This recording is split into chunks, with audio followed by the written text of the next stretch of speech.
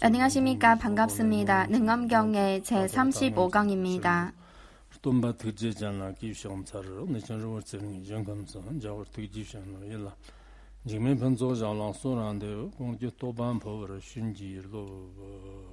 无上심심이며법 백천만겁 난자우 악은 문견득수지 원해열의 진실이 모든 중생을 제도하기 위해 무상수승한 보리심을 내시기 바랍니다. 오늘도 이어서 능엄경을 배우겠습니다. 제가 티베트어의 버전을 봤는데 176페이지 정도 되는데 지금은 42페이지까지 배웠습니다. 그러면 거의 4분의 1 정도 배웠습니다. 4분의 1은 안 되고 5분의 1보다 조금 더 많이 배웠습니다. 우리가 언제 이 능엄경의 강의를 시작했는지는 2019년도 9월 2일부터 시작했습니다. 거의 3년 정도 됐는데 지금까지 4분의 1도 마치지 못했습니다. 중간에도 여러 가지 상황이 있었고 능엄경의 강의를 언제 마칠 수 있을지는 저도 잘 모르겠습니다. 원래는 좀 빨리 강의하고 올해 이 강의를 마치려고 하려고 했었는데 그러나 보기에는 간단하지만 예를 들어 안리, 비설신, 지수, 화풍 등은 우리가 아주 익숙한 것이지만 그러나 진작 분석해 보면 또 그렇게 이해하기 쉬운 내용이 아닌 것 같습니다. 앞에서는 오온관과 6기 그리고 12처, 18개 등 내용을 이미 배웠습니다. 오늘부터는 7가지 요소와 관련된 가르침을 배울 겁니다. 이 7가지는 지수, 화풍, 공, 이 5가지에다가 견해의 견자, 그리고 인식의 식자, 견과 식, 총 7가지를 설하는 가르침을 배울 겁니다.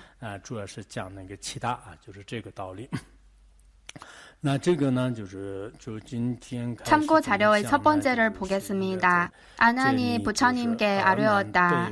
이제서야 아난 존자는 말하기 시작했습니다. 18개의 가르침을 다 설하고 나서야 아난 존자가 지금 말하기 시작했습니다.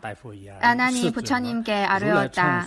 세존이시여, 열애께서는 항상 화합하는 인연을 말씀하실 때마다 일체 세상의 가지가지 변화는 다 4대의 화합으로 나타난다고 하셨습니다.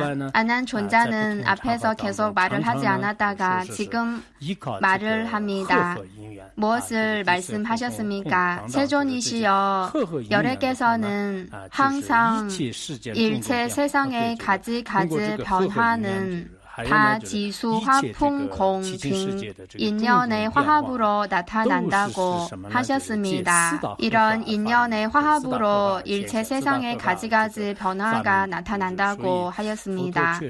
부처님께서는 확실히 많은 경전에서 세속의 모든 것은 인연의 화합으로 나타난 것이라고 하셨고 이 세상의 일체 만법은 갖가지 변화하는 현상들은 다 지수, 화풍 등 인연의 화합에서 나타난 것이라고 하셨습니다. 이에 대해서 여러분도 잘 아실 겁니다. 사실 바깥에 있는 산하, 대지 등 처소이든 그리고 눈과 귀와 코와 혀와 우리의 몸이 등 이 모든 것은 다 4대 요소의 화합에서 나타난 것입니다. 만약에 4대 요소가 없다면 우리가 살고 있는 이 기세간이든 유정 중생이든 다 존재할 수가 없습니다. 그래서 부처님께서는 항상 일체 만법은 인연의 화합에서 생겼다고 하셨습니다. 여러분도 잘 아실 겁니다. 이어서 두 번째를 보겠습니다. 그런데 어째서 열애께서는 인연과 자연을 모두 물리치십니까? 저는 지금 그 뜻이 어디에 있는지를 모르겠습니다. 원래 부처님께서는 항상 모든 것이 인연의 화합에서 생겼다고 하는데 그러나 왜 요즘은 계속 이 모든 것은 다 인연도 아니고 자연도 아니다고 하십니까? 앞에서 6입과 12처 그리고 18개 등을 분석할 때는 이 모든 것은 다 인연도 아니고 자연도 아니다고 하셨습니다. 그래서 아난존자는 왜 열애께서는 인연과 자연을 모두 물리치십니까? 이렇게 물었습니다. 앞에서는 안리비설신이든 색성향미촉이든 다 인연도 아니고 자연도 아니다고 하셨는데 저는 지금 그 뜻이 어디에 있는지를 모르겠습니다고 하였습니다. 왜 예전에는 항상 이 모든 것이 다 인연에서 생겼다고 하시다가 지금 와서는 또 이 모든 것이 다 인연도 아니고 자연도 아니다고 하십니까? 이것은 서로 모순되지 않습니까? 이어서 두 번째 뒷부분을 보겠습니다. 부디 가련하게 여기시고 중생들에게 희론법을 떠난 중도의 완전한 뜻을 열어 보여주십시오. 아난존자는 부처님께 법을 간청하고 있습니다. 부처님께서 가련하게 여기시고 저희 중생들을 위해 희론법을 떠난 중도의 완전한 뜻을 열어주십시오. 가장 궁극적인 가르침, 모든 희론법을 떠난 가르침, 이런 가르침을 청하고 있습니다. 아난존자는 원래 소승법을 배웠다가 지금은 대승의 가르침을 청하고 있는 것 같습니다. 이어서 세 번째를 보겠습니다. 이때 세존께서 아난에게 말씀하셨다. 내가 먼저 성문과 연각의 모든 소승법을 싫어하여 더없이 높은 깨달음을 열심히 구하려고 발심했기 때문에 나는 방금 너를 위해서 가장 뛰어난 법을 열어 보여줬는데도 부처님께서는 아난에게 이렇게 말씀하셨습니다. 너는 지금 성문과 연각의 모든 소승법을 싫어하여 더없이 높은 깨달음을 구하려고 한다고 하셨습니다. 아난존자는 원래 소승법을 배웠습니다. 성문승의 가르침을 배웠습니다. 그러나 요즘은 어떤 원인으로 지금은 소승의 가르침에 별로 흥미가 없는 것 같고 성문과 연각의 모든 소승법을 싫어하는 모양이고 그리고 지금은 더없이 높은 대승의 가르침을 구하려고 하고 더없이 높은 깨달음을 열심히 구하려는 발심을 하였고 안약따라 삼력 삼보리를 구하려는 발심을 하였고 그래서 나는 너를 위해서 가장 뛰어난 법을 열어 주었다고 하셨습니다. 여기에서 말하는 가장 뛰어난 법은 승리제, 즉 궁극적인 가르침을 말하는 겁니다. 대승 불법의 가르침을 설하셨습니다. 가장 심오한 법을 설하셨습니다. 이어서 세 번째 뒷부분을 보겠습니다. 어째서 또 세상의 희론인 망상의 인연에 스스로 얽매는 것이냐. 그러나 아난존자가 질문하는 것 보고 그리고 아난존자가 가지는 관점을 보니까 여전히 세상의 희론인 망상의 인연에 스스로 얽매는 것을 알 수 있습니다. 스스로 손발을 묶는 것입니다. 지금 이미 이기적인 마음을 내려놓고 더없이 높은 깨달음을 열심히 구하려고 발심했는데도 왜 이렇게 하고 있는가? 부처님께서 능엄경을 설하실 때는 아난존자께서는 이미 대승의 보리심을 발심하였습니다. 대승의 보리심을 내었지만 그러나 여전히 세상의 희론법과 갖가지 망상에서 벗어나지 버리지 못하고 있고 인연에 대해서도 집착을 버리지 못하고 있습니다. 안한 존자가 지금은 이미 대승의 문에 들어왔지만 그래도 여전히 인연에 대한 집착을 가지고 있습니다. 여전히 모든 것은 인연의 화합으로 생긴 것이라고 생각하고 또한 실체가 있는 것으로 생각하는 겁니다. 이런 관점에 스스로 얽매는 겁니다. 이어서 네 번째를 보겠습니다. 내가 비록 들은 지식이 많을지라도 마치 약을 말하는 사람이 바로 눈앞에 진실한 약이 있으나 분별할 수 없는 것과 같으니 열애는 참으로 가련하다고 말하는 것이다.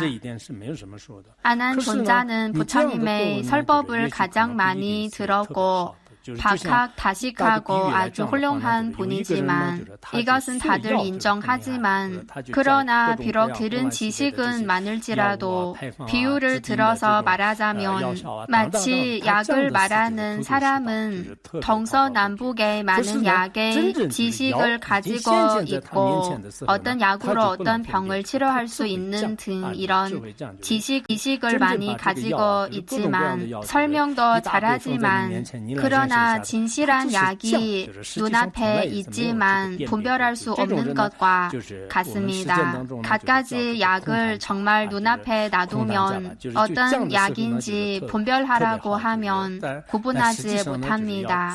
왜냐하면 실제로 분별한 적이 없으니까. 그래서 이론만 아는 것이지 실천한 적은 없다는 겁니다.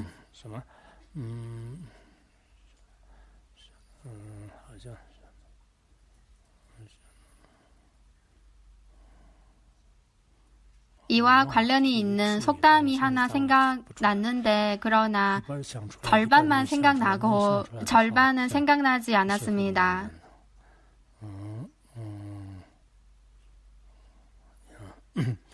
他这样的就是所以这个呢就是应该是就是观问多学其实我们很多人 안한 존자는 확실히 박학다식합니다. 사실 우리 많은 분들도 이런 상태인 것 같습니다. 어떤 캠포님과 캠모님 그리고 설법하시는 법사님들은 설법할 때는 아주 잘 할 수 있고 설명도 잘 하는데 그러나 실제적으로 정말 본인의 번뇌를 다스리거나 혹은 실제로 수행하는 면에서 보면은 실제로 번뇌를 다스린 적도 없고 그리고 선수행을 한 적도 없는 분도 많이 있습니다. 말로만 잘하는 것은 큰 의미가 없습니다. 탁성공론입니다.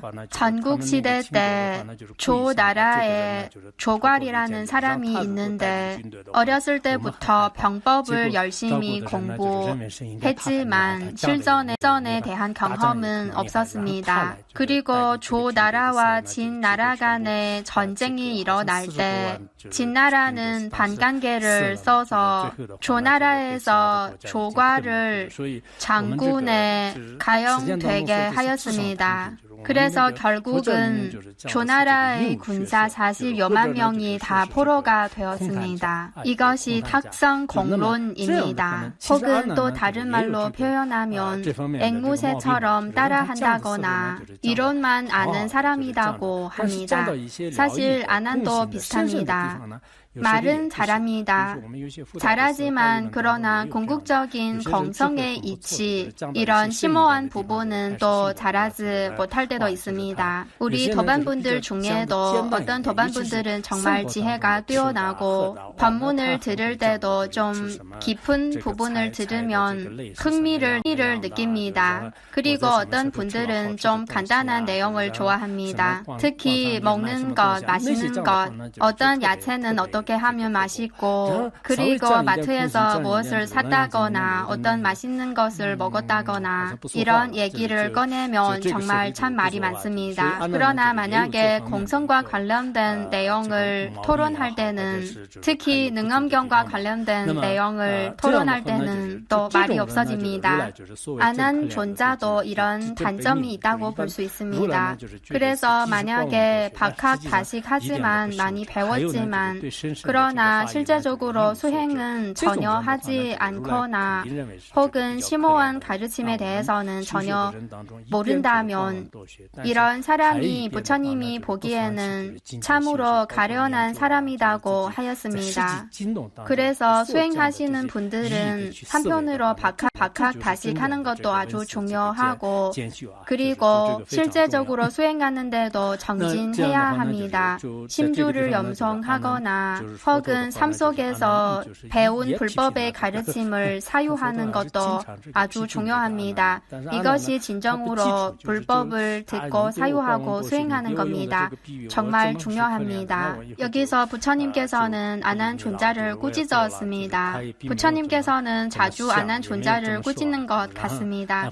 그러나 안한존자께서는 잘 받아들이는 것 같습니다. 이어서 5번째를 보겠습니다. 너는 이제 자세히 들어라. 나는 마땅히 너에게 분별하여 열어 보일 뿐 아니라 미래의 대승을 닦는 사람들에게도 실성을 통달케 하리라. 그러자 아나는 말없이 부처님의 거룩한 뜻을 받들고자 하였다. 부처님께서는 안한존자에게 너는 자세히 들어라.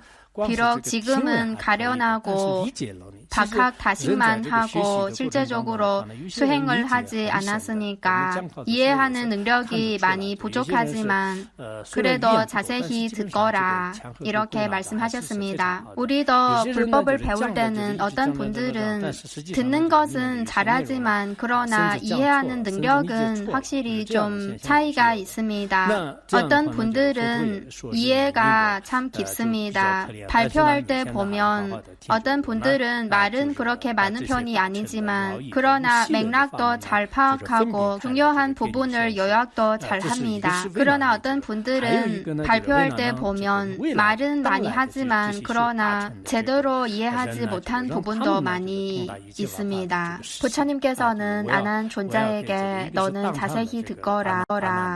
너를 위해 가장 뛰어난 법을 설하겠다. 너를 위해서 설하는 것뿐만 아니라 미래의 대승을 닦는 사람들에게도 실성을 통달케 하겠다고 부처님께서는 이렇게 말씀하셨습니다. 그래서 부처님께서 이 가르침을 설하신 이유는 하나는 안한존자께서 빨리 깨달음을 얻도록 하기 위해 설하신 거고 그리고 또한 2500여 년 후에 미래의 우리를 위해서 미래의 중생들을 위해서 이 법을 설하셨습니다. 안한존자께서는 말 없이 부처님의 거룩한 뜻을 받들고자 하였습니다. 공경하는 마음으로 그 가르침을 받들고자 하였습니다. 말을 하면 부처님에게 꾸지람을 들을 수 있으니까 아예 말을 하지 않은 것 같기도 합니다. 여기에서 봉사하시는 분들도 마찬가지로 말을 많이 하면 꾸지람을 들을 수 있으니까 아예 말하지 않는 것이 더 좋겠다고 생각을 할 수도 있고 그리고 오히려 일도 많이 하지 않으면 더 좋지 않을까 이런 생각이 들 수도 있을 겁니다.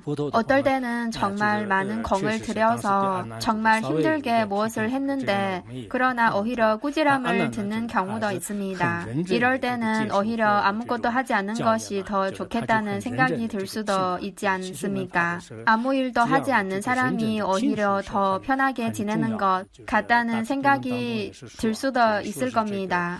사실 부처님께서 지금도 안한존자에게 꾸지람을 하시는 것 같습니다. 그러나 안한존자는 늘 진지하게 부처님의 가르침을 받들고 있습니다. 진지하게 듣고 있습니다. 사실 불법을 들을 때는 진지하게 듣는 것이 아주 중요합니다. 대지 도론에도 이런 가르침이 담겨 있습니다. 법문을 들을 때는 바르게 앉고 스승님을 보면서 법문을 들어야 하고 그리고 법문을 배울 때는 목마른 사람이 물을 마시듯 법문을 배우고 그리고 집중해서 스승님이 설하시는 법문에 들어가고 또한 환희심을 가지고 법문을 들어야 한다고 하였습니다. 우리가 법문을 들을 때는 어떨 때는 그 법문에 따라서 기뻐하기도 하고 슬퍼하기도 하고 슬펐다가 기뻤다가 이런 느낌으로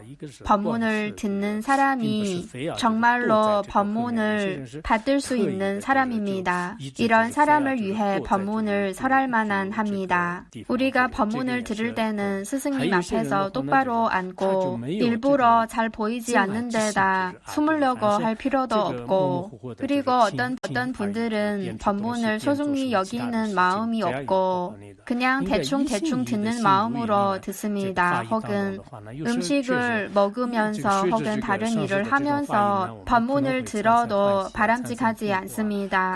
다른 일은 다 내려놓고 집중해서 법문을 들으면 아주 좋습니다. 스승님의 법문을 설하시는 소리에 따라서 환희심이 생길 수도 있고 고통스러운 마음이 생길 수도 있고 이렇게 갖가지 마음이 생기는 것도 아주 중요한 부분입니다. 아주 필요합니다. 우리가 법문을 들으면서 마음에 참 와닿는 내용도 있고 마음속에서 어떤 감명이나 혹은 변화가 일어나는 것이 정말 중요합니다. 이어서 6번째를 보겠습니다. 아나나 내가 말한 대로 4대의 화합으로 세상에 가지가지 변화가 나타난다면 여기서 부처님께서는 아난존자에게 아나나 내가 말한 대로 만약에 세상에 가지가지 변화가 다 4대 요소의 화합으로 생겼다면 나타난 것이라면 4대의 화합으로 기세간과 유정 중생의 가지가지 변화가 나타난다면 이런 뜻입니다. 그러나 사실 이 모든 것은 실체가 없는 것이고 아난 존자는 여전히 모르고 있습니다. 이 능가경에도 이런 가르침이 담겨 있습니다. 세속의 어리석은 사람들은 지수, 화풍 이 4대 요소를 견고한 것, 습한 것, 그리고 따뜻한 것, 그리고 움직이는 것, 이 4가지로 집착하는데 그러나 이 모든 것은 사실 다 인위적으로 개념을 세운 것이지 실제로 있는 것은 아닙니다. 이 모양이든 특징이든 다 실제로 있는 것이 아닙니다. 여기서 부처님께서는 4대 요소에 대해 전반적으로 설하는 가르침입니다. 이 4대 요소는 도대체 어떤 것인가? 4대의 화합은 어떤 것인지 전반적으로 설하는 가르침입니다. 뒷부분에서는 하나하나씩 분석할 겁니다. 여기에서는 전반적으로 4대에 대해서 설하는 내용입니다. 이어서 6번째 뒷부분을 보겠습니다. 아나나 만일 저 요소의 성질 자체가 화합이 아니라면 모든 요소와 섞여 어울릴 수 없음은 마치 허공이 모든 물체와 어울리지 않는 것과 같을 것이며 여기서는 4대의 화합에 대해서 간단하게 분석하는 내용입니다. 즉 4대 요소가 서로 섞여 어울려도 안 되고 서로 어울리지 않아도 안 됩니다. 진정으로 분석해 보면 살펴보면 사실 지수, 화풍 이 4대 요소는 서로 섞여 어울려도 합리적이지 않고 서로 섞여 어울리지 않아도 합리적이지 않습니다. 이런 뜻입니다. 그래서 저 4대 요소의 성질 자체가 화합이 아니라면 지수, 화풍 4대 요소 자체가 화합이 아니라면 그러면 모든 요소와 섞여 어울릴 수 없다는 겁니다. 서로 어울릴 수 없어야 합니다. 그러면 지수, 화풍 이 4대 요소가 서로 섞여 어울릴 수 없어야 합니다. 왜 안 될까요? 마치 허공은 모든 물체와 어울리지 않는 것이고 왜냐하면 허공은 물질이 아니고 물체와는 완전히 다릅니다. 그래서 허공은 모든 물체와 어울리지 않습니다. 마찬가지로 4대 요소가 서로 섞여 어울리지 않는다면 그러면은 허공이 모든 물체와 어울리지 않는 것과 똑같은 것입니다. 마치 허공이 모든 물체와 어울리지 않는 것과 같은 것입니다. 이어서 7번째를 보겠습니다. 만일 화합하는 성질이라면 한 가지로 변화하여 시작과 끝을 서로 이루면서 생멸이 상속하여 만약에 화합하는 성질이라면 한 가지로 변화할 수 있으니까 이것은 무상한 것이 됩니다. 시작과 끝을 서로 이루면서 생멸이 상속할 겁니다. 즉 만약에 인연이 합해져서 생긴 것이라면 자세히 관찰하지 않았을 때는 이것이 인연이 합해져서 생긴 것이라고 할 수 있지만 그러나 만약에 화합하는 성질이라면 당연히 시작과 끝이 있을 겁니다. 시작이 있고 끝도 있습니다. 즉 생김도 있고 멸함도 있습니다. 이어서 보시면 낳다가 죽고 죽었다가 나며 나고 나며 죽고 죽기를 마치 불덩어리가 쉴 새 없이 돌듯 반복하리라. 세속의 이 모든 것은 다 낳다가 죽고 죽었다가 또 나고 나고 나며 죽고 죽으며 끊임없이 이렇게 반복합니다. 마치 불덩어리가 쉴 새 없이 도는 것과 같습니다. 불덩어리가 도는 과정에서 어느 곳에서 머물고 좀 쉬려고 하거나 가기 싫다고 가지 않는 그런 일은 없습니다. 쉴 새 없이 돕니다. 이어서 8번째를 보겠습니다. 그래서 부처님께서는 또 아난존자에게 이렇게 말씀하셨습니다. 아나나, 또 마치 물이 얼음이 되었다가 얼음이 다시 물이 되듯 반복하느니라. 즉 4대 요소의 화합에서 생긴 이 모든 것은 마치 물이 겨울에는 얼음이 되고 또 봄이 되고 여름이 되면은 얼음이 또 물이 되는 것과 같습니다. 그래서 4대 요소의 화합에서 생긴 이 모든 것은 계속 변화하게 됩니다. 예를 들어 봄이 또 여름이 되고 여름이 지나면 또 가을이 되고 가을이 지나면 겨울이 되는 것과 같습니다. 우리의 생명도 4대 요소의 화합에서 이룬 것이기 때문에 낳다가 죽고 죽었다가 또 나고 나고 나며 죽고 죽으며 끊임없이 반복됩니다. 그러나 궁극적인 측면에서 보면 이 모든 것은 또 실제로 있는 것이 아닙니다. 성립되지 못합니다. 마치 대보 접경에도 이런 가르침이 담겨 있습니다. 일체 만법은 인연의 화합에서 생긴 것이고 그렇기 때문에 이 모든 것은 나타나지만 그러나 인연이 합해져서 생긴 것이기 때문에 고정된 실체는 없습니다. 인연의 화합에서 생긴 것은 다 실체가 없습니다. 이것을 아는 것도 아주 중요합니다.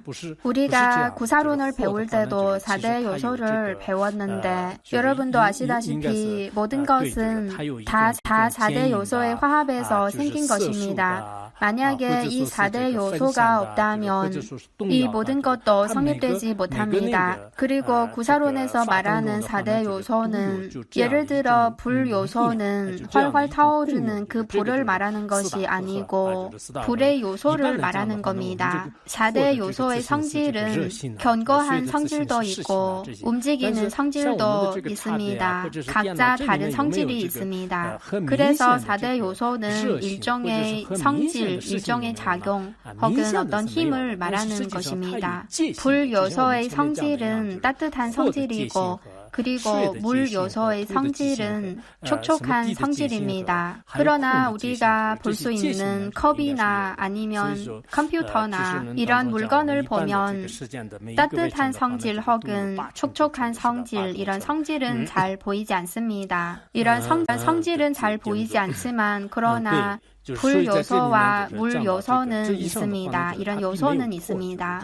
구사론에서는 세 속의 한 미진도 더 작은 미진 8개로 이루어졌다고 합니다. 그러나 여기에서는 이 4대 요소가 성립되지 못한다는 것을 분석하지는 않았습니다. 왜냐하면 여기서부터는 7대 요소, 7가지 요소를 설할 건데 여기에서는 7대 요소 중에 4대 요소, 이 4대 요소에 대해 전반적으로 설하는 내용입니다. 세속의 모든 것은 4대 요소의 화합으로 나타난 것이기 때문에 이 모든 것은 났다가 죽고 죽었다가 또 나고 나며 죽고 죽으며 이렇게 반복하는 것입니다. 사실 우리의 몸 자체도 생함과 멸함이 끊임없이 반복됩니다. 겉으로 보기에는 그 변화가 잘 보이지 않지만 그러나 사실은 생멸을 끊임없이 반복하고 있습니다. 우리가 머물고 있는 처소도 마찬가지고 그리고 기세간의 모든 것도 다 마찬가지로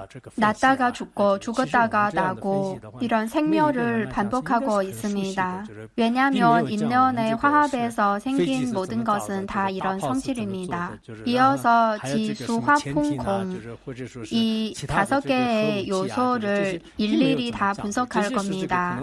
이렇게 분석하는 것은 여러분에게 다 어렵지 않을 거라고 생각합니다.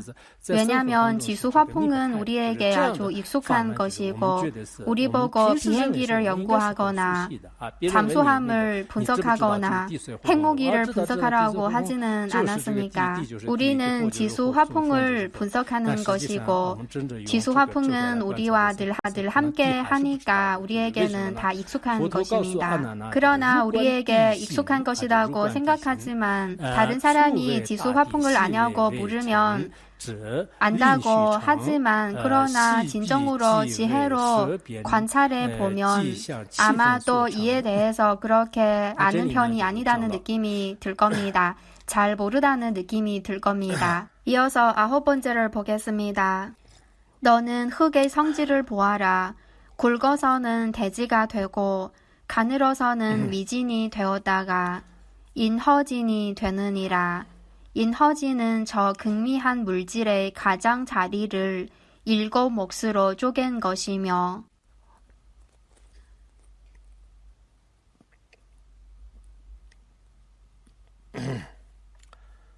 这样的那个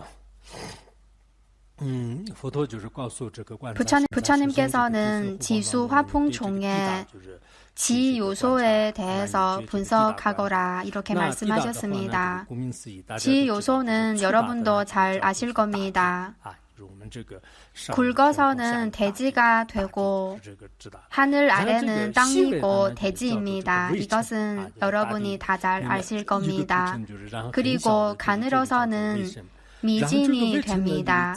이것은 흙의 미진입니다.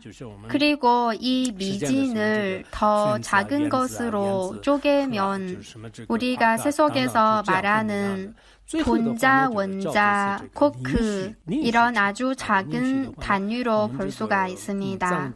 그리고 마지막에는 인허진입니다. 인허진을 티베트어에서는 극미로 분석하였습니다. 극미. 가장 작은 허공에 가까운 티끌입니다. 더 이상 분한할 수 없는 그런 티끌입니다. 어떨 때는 더 이상 분한할 수 없는 티끌이라고도 하고 그리고 극미라고도 합니다. 더 이상 분한할 수 없는 것이니까 가장 작은 것이니까 이렇게 부릅니다. 여러분이 인명학 그리고 사백론을 배우셨으면 미진을 분석하는 것은 여러분이 다 잘 하실 것 같습니다. 미진에 대해서는 여러분이 다 잘 아실 것 같습니다. 부처님께서는 이 대지를 분석할 때는 대지에 있는 어떤 물건을 예를 들어 한 밥공기를 몇 개로 쪼개고 또 쪼개고 또 쪼개고 마지막에 미진까지 쪼개고 나서 더 이상 분한할 수 없대까지 가장 작은 단위로 되었을 때 인허진이라고 하는 겁니다. 가장 작은 더 이상 분한할 수 없는 그 티끌을 인허진이라고 합니다. 이 인허진은 가장 작은 티끌이고 물질이지만 그러나 허공에 가까운 그런 티끌입니다. 거의 허공이 되려고 하는 그런 티끌입니다. 더 이상은 분한할 수 없는 그런 티끌입니다. 그리고 7개의 극미가 하나의 미진이 된다고 합니다. 니즈르 주마 식당 내 저런 니즈르 주마 지자 인물론에도 이런 가르침이 담겨 있습니다. 참고 자료를 보시면 있습니다. 7개의 극미가 하나의 미진이 되고 그리고 7개의 미진이 한 철진이 되고 금속 쇠의 철자입니다. 그리고 7개의 철진이 하나의 수진이 되고 수는 물 그 숫자입니다. 그리고 7개의 수진이 하나의 토모진이 되고 토자는 토끼의 토자입니다. 그리고 7개의 토모진이 또 하나의 양모진이 되고 양은 사냥의 양입니다. 그리고 7개의 양모진이 하나의 우모진이 됩니다.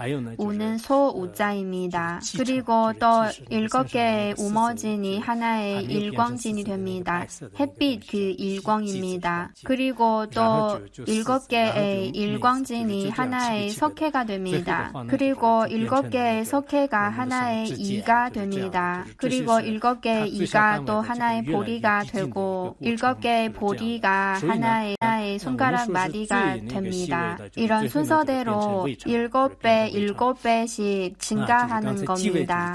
가장 작은 것은 극미이고 7개의 극미가 하나의 미진이 되고 그리고 7개의 미진이 또 하나의 철진이 되고 7개의 철진이 또 하나의 수진이 되고 이렇게 7배씩 증가하는 겁니다. 커지는 겁니다. 그래서 여기에서 말하는 가장 작은 단위가 바로 인허진입니다. 9번째 뒷부분을 보겠습니다.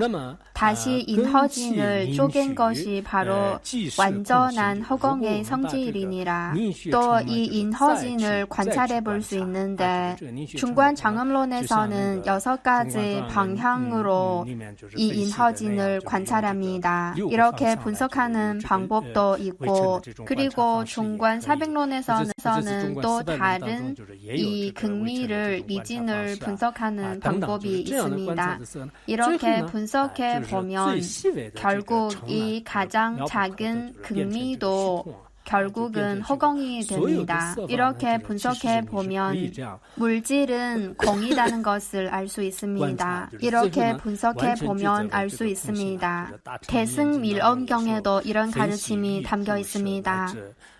어떤 물질적인 것을 관찰해 보면 그것을 쪼개고 반복적으로 쪼개고 가장 작은 것으로 갈고 결국은 극미까지 되면은 이 극미를 또 관찰해 보면 이 극미는 존재할 수 없다는 것을 알 수 있습니다. 이 극미는 토끼의 뿔과 별 차이가 없다는 것을 알 수 있습니다.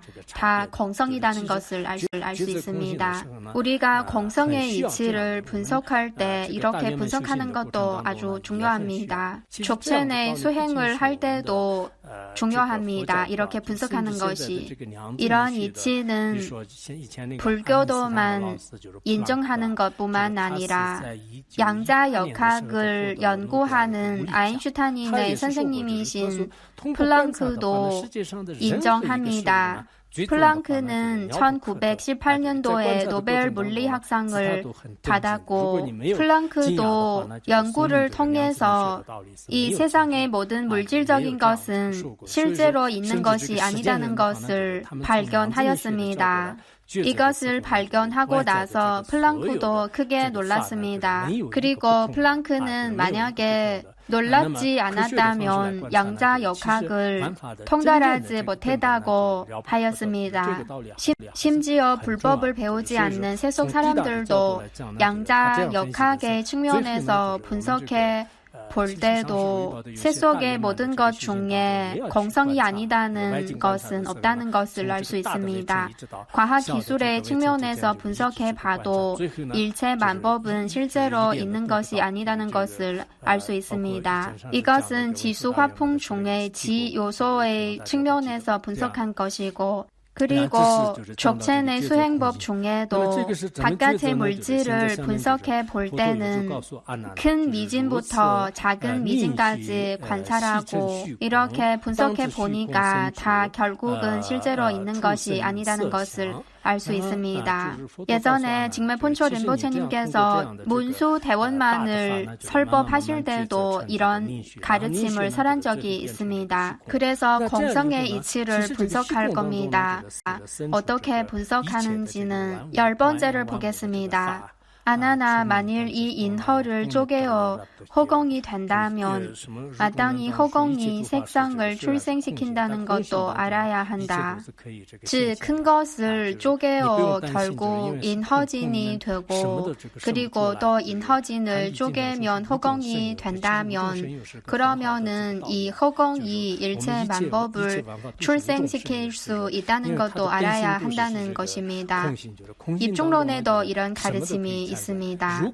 일체 만법이 공이지만 그러나 이 공에서 일체 만법이 나타날 수 있습니다. 그래서 공성이기 때문에 이 공에서 아무것도 나타나지 못한다는 걱정은 할 필요가 없습니다. 무중생유라는 말도 있는데 즉 만물은 아무것도 없는 무에서 생겨난다는 것입니다.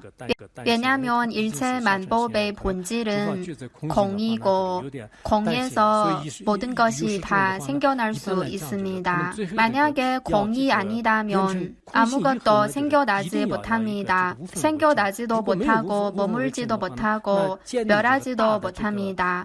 일체 만법의 본질이 공성이기 때문에 일체 만법이 생겨날 수 있고 머물 수 있고 변화할 수 있습니다. 아니면 이 모든 변화가 불가능한 일입니다. 아난존자는 그때 소승불교를 배우기 때문에 그래서 일체 만법이 공이라고 하면 좀 걱정할 수 있기 때문에 부처님께서 이렇게 말씀하셨습니다. 왜냐하면 고정된 실체가 있다고 믿는 사람들은 일체 만법이 형성되는 토대가 있어야 한다고 생각하고 이 토대는 바로 더 이상 분한할 수 없는 극미입니다. 이런 티끌이 있어야 일체 만법이 형성될 수 있지. 아무것도 없는 데서 일체 만법이 나타난다는 것은 합리적이지 않다고 생각합니다. 그래서 시간의 가장 작은 단위와 물질의 가장 작은 단위는 반드시 있어야 한다고 생각합니다. 유식종 이하의 종파들은 다 이렇게 생각합니다. 그러나 대승불법의 관점에 따라서 분석해 보면 이런 걱정은 필요 없습니다. 이어서 11번째를 보겠습니다. 너는 지금 화합한 까닭에 세상에 온갖 변화하는 모양이 출생하는가를 물었으니 너는 또 이 점을 생각해 보아라. 아난존자는 앞에서 일체 만법은 인연의 화합에서 생겨나고 기세간이든 유정종생이든 이 모든 변화하는 모양이 다 인연의 화합에서 생겨난다고 하였습니다. 그래서 부처님께서는 이 화합이라는 것이 도대체 존재하는지 존재하지 않는지를 관찰해 보라고 하였습니다. 왜냐하면 소승에서는 자주 인연의 화합을 강조하는데 우리도 자주 인연이 합해지면 일체 만법이 생겨나고 일체 만법의 인연이 흩어지면 소멸된다고 하는데 이 화합이라는 것이 정말 중요합니다. 그러나 부처님께서는 당신이 말하는 이 화합이라는 것이 도대체 무엇인가를 분석할 겁니다. 12번째를 보겠습니다. 너는 또 이 점을 생각해 보아라. 한 인허지는 얼마의 허공을 들여 화합해야만 생기겠느냐. 가장 작은 단위인 인허진, 허공과 가까운 이 극미에서 일체 만법이 형성된다면 이 인허지는 얼마의 허공을 들여 화합해야만 생기겠느냐. 이어서 12번의 마지막 부분을 보겠습니다. 당연히 인허진이 합쳐서 인허진이 되지는 않으니라. 이 인허진이 세속의 남녀가 둘이 합쳐서 한 가정이 이루어지는 것처럼 인허진이 다른 인허진과 합친다는 것은 합리적이지 않습니다. 왜 합리적이지 않는지는 어떤 조석서에서는 이렇게 해석하였습니다. 이것은 더 이상 분한할 수 없는 티끌이니까 다른 더 이상 분한할 수 없는 티끌과 합친다는 것은 합리적이지 않다고 하였습니다. 왜냐하면 둘이 합칠 수 있다면 더 이상 분한할 수 없는 티끌은 아닙니다. 더 이상 쪼갤 수 있는 티끌이 됩니다. 왜냐하면 서로 합친다면 이 티끌은 방향이 있어야 하고 한쪽은 다른 티끌과 합쳤고 한쪽은 다른 티끌과 합치지 않아야 합니다. 이렇게 분석할 수도 있습니다. 그리고 서로 합친다는 것은 도대체 완전히 하나가 되는 것인가 아니면 그 둘 사이에 간격이 있는 것인가. 그래서 소위 말하는 화합은 인허진과 허공과 화합한 것인가 아니면 한 인허진이 다른 인허진과 화합한 것인가. 많은 인허진이 합친다는 것도 합리적이지 않습니다. 왜냐하면 더 이상 분한할 수 없는 티끌이니까 서로 합칠 수가 없습니다. 그리고 이 인허진은 거의 허공이 되는 허공과 가장 가까운 티끌이니까 둘이 합친다는 것은 두 거지가 결혼한다는 것과 같은 것이니까 합리적이지 않습니다. 이어서 13번째를 보겠습니다. 또 인허진을 쪼개어 허공이 되려면 얼마의 색상을 들여 합해야만 허공이 되겠느냐. 인허진을 쪼개어 허공이 되려면 허공은 그렇게 광대한 것인데 얼마의 색상을 들여야 허공이 될 수 있겠습니까? 이 작은 색상이 어떻게 그렇게 큰 허공이 될 수 있겠습니까? 이어서 14번째를 보겠습니다. 만일 색과 합할 때라면 색과 합했으니 허공이 아니며 만일 허공과 합할 때라면 허공과 합했으니 물질이 아니다. 만약에 색과 합한다면 색과 합했으니까 허공이 아닙니다. 그리고 앞에서 말한 색법 혹은 인허진이 만약에 허공과 합할 때라면 허공과 합했으니까 물질이 아닙니다. 즉 우리가 자주 말하듯이 만약에 밝음을 볼 때는 어두움을 보지 못하고 그리고 어두움을 볼 때는 밝음을 보지 못하는 것과 같습니다.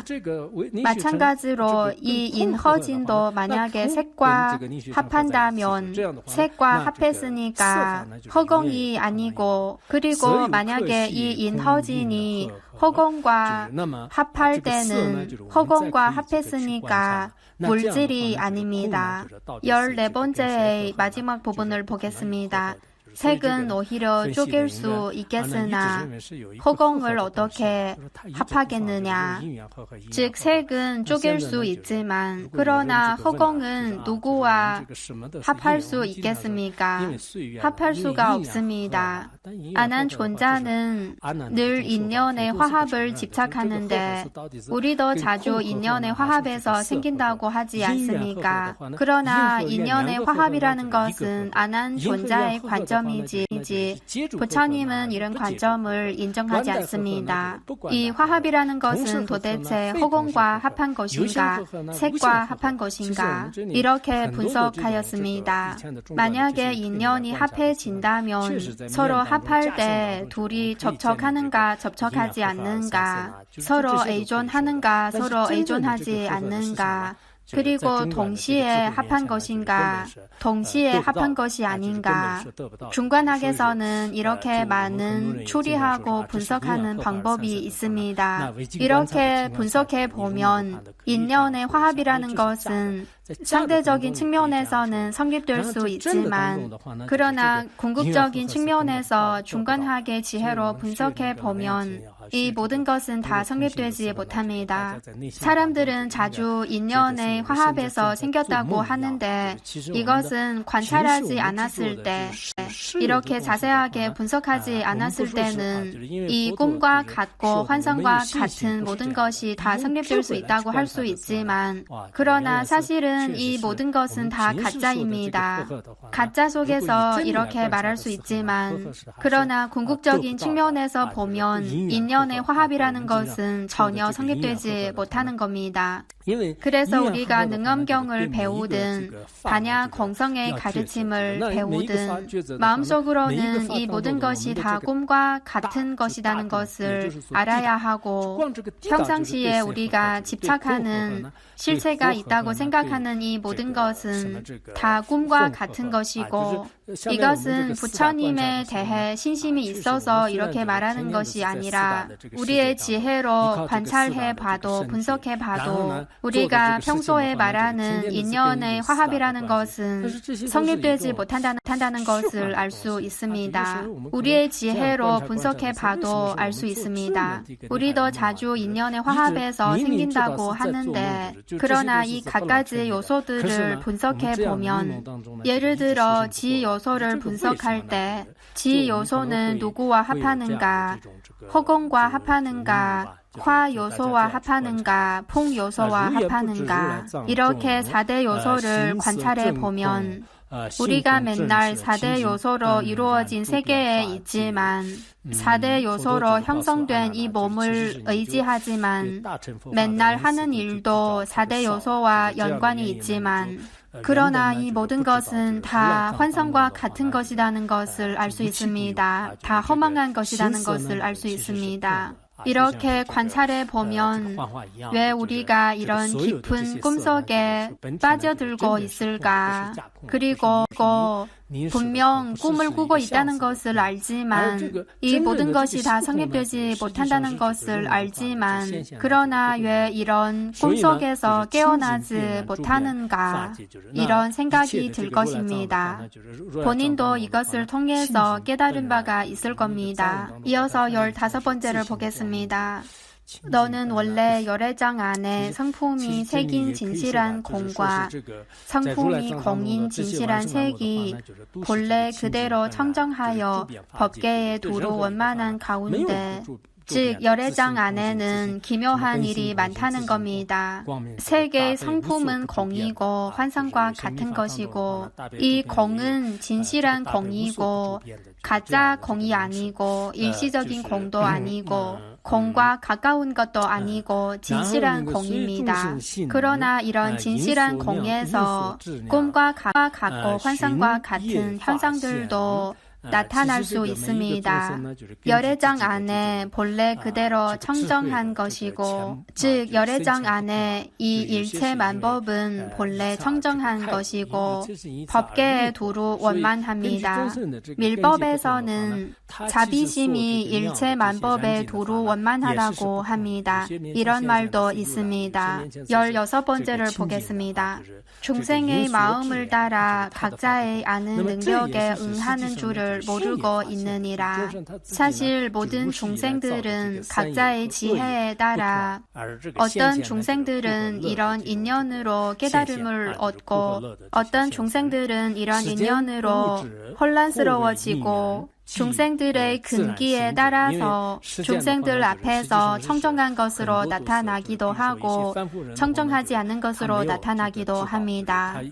이렇게 다르게 나타나는 것은 중생들이 무시 이래로 지은 선업과 악업에 따라서 즐겁고 괴로운 현상이 나타나는 것뿐입니다.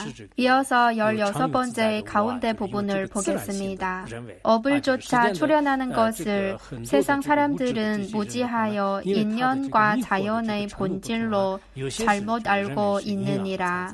전부 중생들은 무지하기 때문에 모든 것이 인연의 화합에서 생겼다고 생각합니다. 그리고 외도들도 무지하기 때문에 항상 불멸한 아가 있다고 생각하고 모든 것이 자연에서 생겼다고 생각합니다. 세상 사람들은 무지하기 때문에 인연과 자연의 본질로 잘못 알고 있습니다. 이어서 마지막 부분을 보겠습니다. 이것은 모두 이 인식하는 마음으로 분별하여 헤아리는 작용이니 단지 말만 있을 뿐 전혀 진실한 뜻이 없느니라. 외도들은 일체 만법이 자연에서 생겼다고 생각하고 안한 존재는 외도보다는 좀 낫고 인연의 화합에서 생겼다고 생겼다고 생각합니다. 불교도 중에 많은 사람들이 다 인연의 화합에서 생겼다고 생각할 겁니다. 그리고 외도 중에도 순세 외도 사람들은 일체만법은 원인 없이 생겼다고 생각합니다. 어쨌든 세상 사람들은 무지하여 일체만법의 본성을 알지 못하고 이 인식하는 마음으로 분별하여 헤아리고 인위적으로 개념을 세웠을 뿐입니다. 그러나 말로 표현할 수 있는 것은 사실 진실한 것이 아닙니다. 찬종에도 또 말로 할 수 있는 것은 진실한 것이 아니다고 하였습니다. 화수경에도 이런 가르침이 있는데 세속 사람들이 인정하는 것은 나도 인정한다. 부처님께서는 세속 사람들과 다투지 않습니다. 그러나 사실 언어 문자는 일체만법의 본성을 표현할 수가 없습니다. 말로 표현할 수 있는 것은 사물의 본성이 아닙니다. 그리고 화엄경에도 이런 가르침이 있습니다. 세속의 언어 문자는 사실 중생들이 분별심으로 세운 것이고 일체만법이 전혀 생긴 적이 없다는 것을 알면 세속의 본질을 알게 된 것이다. 이런 가르침도 있습니다. 그러나 얼마 많은 사람들이 세속의 모든 것의 참 모습을 꿰뚫어 볼 수 있을까요? 아주 드뭅니다. 만약에 우리가 언어 문자로 표현할 수 있는 것이라면 이것은 세속제에 속하고 모든 개념에서 벗어난 실상이 아닙니다. 참 모습이 아닙니다. 그래서 선종에서도 자주 말만 하면 틀렸다고 합니다. 진정한 실상은 무엇일까요? 일체만법의 실상은 광명과 공성이 둘이 아니고 이런 불가사의한 것입니다. 즉 나타난 것과 공성이 둘이 아니다는 겁니다. 마치 벙어리가 사탕을 먹듯이 본인 스스로는 알지만 말로 표현할 수는 없는 것입니다. 이것이 바로 일체만법의 실상이고 우리 마음의 본래의 참 모습이기도 합니다. 이와 관련된 가르침은 현법에도 있고 밀법에도 있습니다. 특히 선종과 족첸의 가르침 중에는 마음의 본성을 직접 보여주는 가르침이 있습니다. 이런 방법을 통해서 그 즉시 마음의 본성을 꿰뚫어 보는 경우도 있습니다. 깨달음을 얻을 수도 있습니다. 그래서 정말 깨달음을 얻을 때는 이 세상의 참 모습을 보게 되면 확실히 정말 불가사의하다는 느낌이 들 겁니다. 오늘은 여기까지 마치겠습니다. 감사합니다. 조난더이 탄자러바니 도네니 베르난 판시장 제가나 지와롱 처바예 조배 조레 조와 조와 숑